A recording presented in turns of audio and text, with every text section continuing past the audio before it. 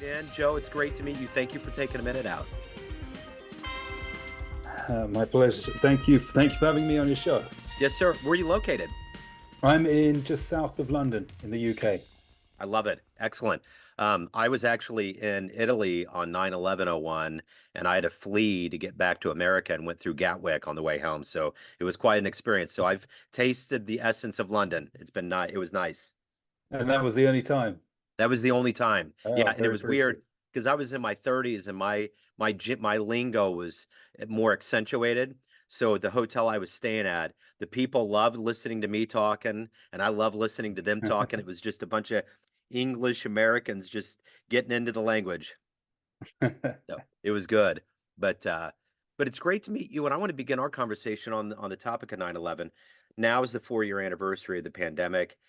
We look back to 2020. How did you survive it, and how did it change you? Um, well, survival wasn't too difficult because it gave me a lot of time to write what at the time was my third book. So I have a few different jobs. I work as a tennis coach, I work as a hypnotherapist, and obviously you're interviewing me in the capacity as an author. So for me, having that time just to focus on writing my third book was actually quite good. How did it change me? It shocked me in a way. I hope I can speak freely here, but I Sure. was quite disappointed by everyone's reaction. I thought that it was the way in which we had our freedoms restricted, or how easily we gave our freedoms up, I thought was a little too. It was a little scary, actually. And that's not to say that I thought COVID was a hoax. I don't think it was, and I think it was a serious issue. But the reaction and everybody's reaction in terms of just following exactly what they were told and not asking any questions at all, that was a little concerning to me. Yeah. So let's get to the heart and soul. We are really kind of focusing on the rebel and your life as an author, but overall, if you were in front of a bunch of third graders and one of the kids asked you, "Hey, what do you do for a living?" How do you answer them? I would tell them, look, I do a few things. An author. I'm a hypnotherapist, which always makes them laugh when I tell kids that I do that. They always think there's some funny connotations with that. And I also teach tennis, so I just break it down in that way. Um, if you're looking for anything deeper than that, I would say um,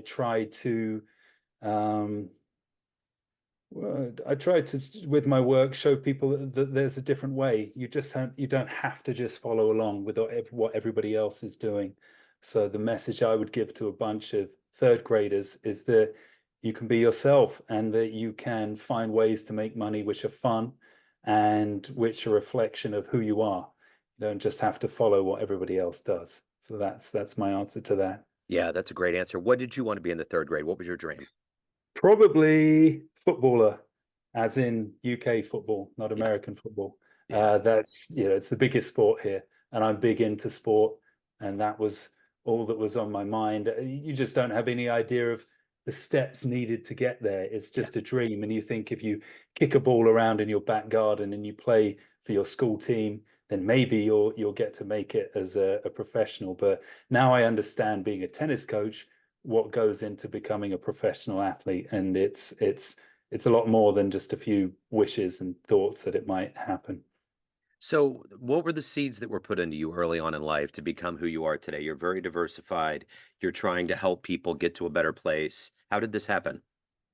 I don't think any seeds were put into me from my environment. It was me having a reaction to my environment, feeling like I remember very distinctly my first year at university, my first term at university, thinking to myself, I'm not happy with this. I just feel like I'm spending my life chasing.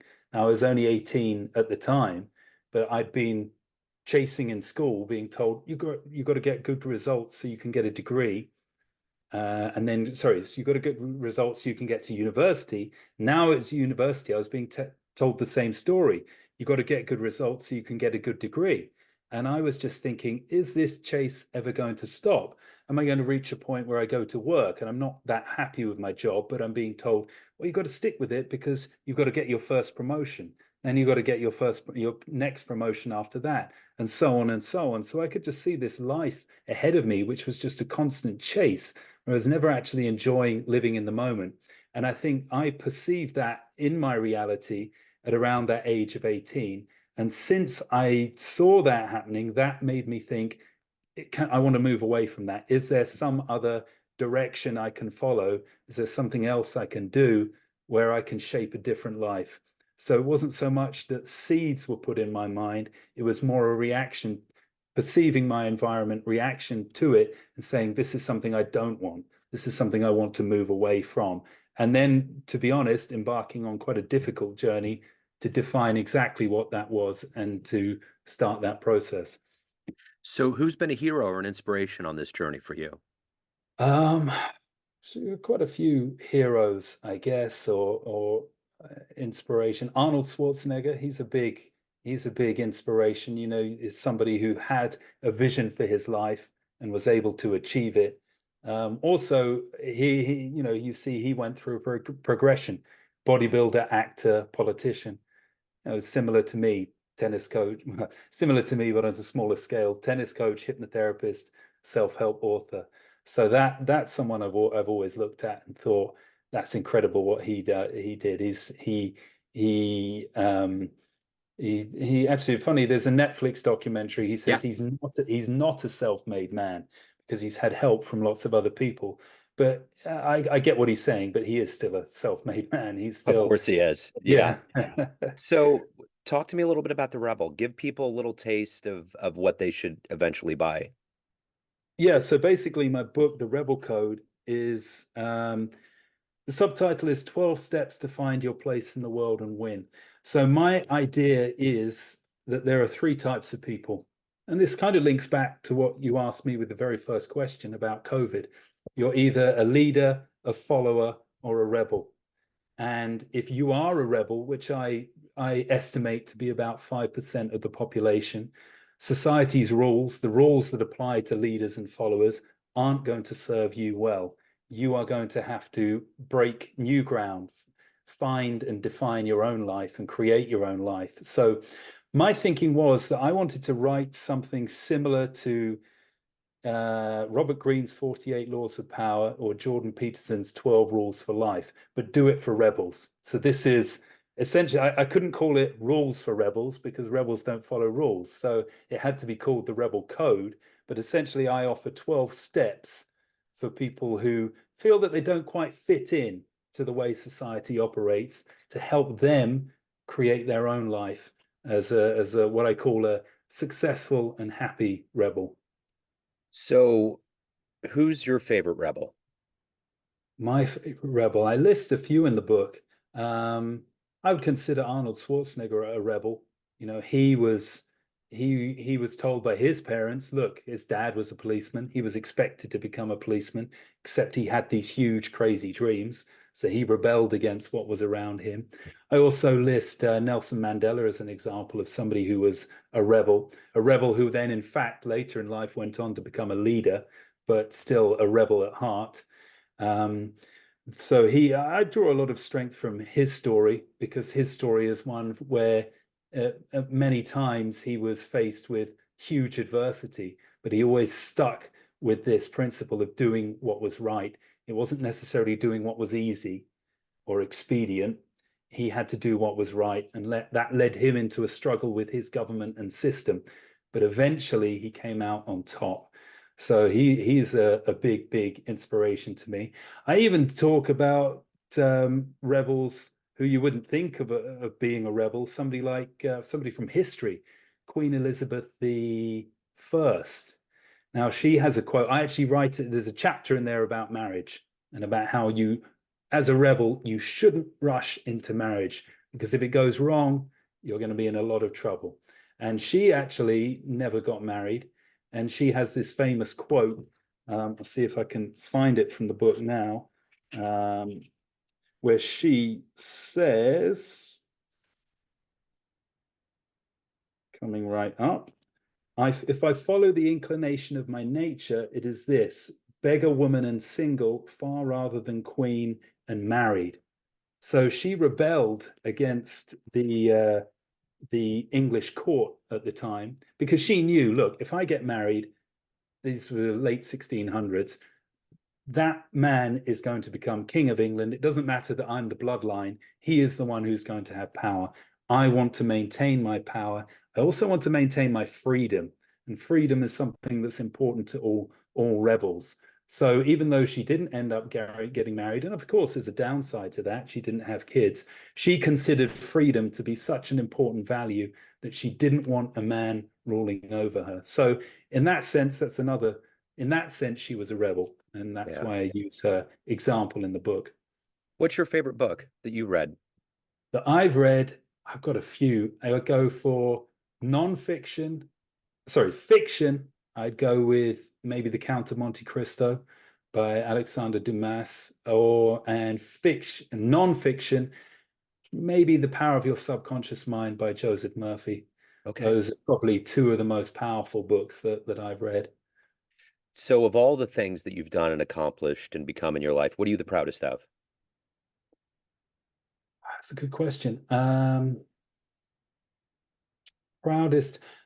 I wouldn't say one single achievement. I'd say I'm proudest of the fact that I've stuck to my guns and gone with what my heart has told me to do. It's not been an easy journey by any means, but having that courage to do what I felt was right is something I'm very, very proud of. I've had success with my writing and my books. It's not, there's more to come. I haven't reached the level I want to reach. So I can't say that I've reached my ultimate goal. I haven't, but I'm very proud of the fact that I've had the courage to actually walk this journey. This could have all just remained a fantasy for me, Yeah. and I could be living a life that's not very fulfilling. So that I'm proud of. So everyone has a perception of you, family, friends, fans, everyone around you, but you run the show. What's your perception of you? Who do you think you are? Um, well, I've got a warped perception of myself.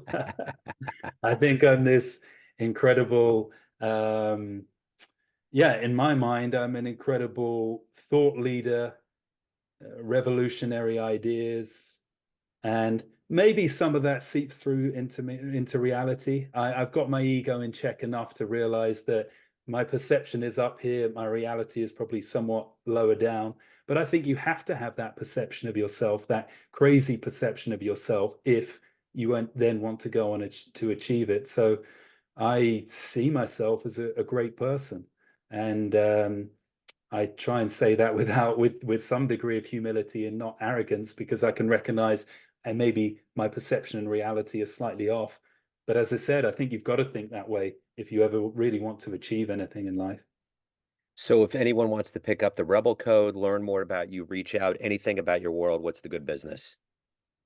Okay, so basically, I will send you a link so that they can access that. Is this, I don't know whether this is going out soon on Yeah, YouTube or yeah. it'll go out here within a few days.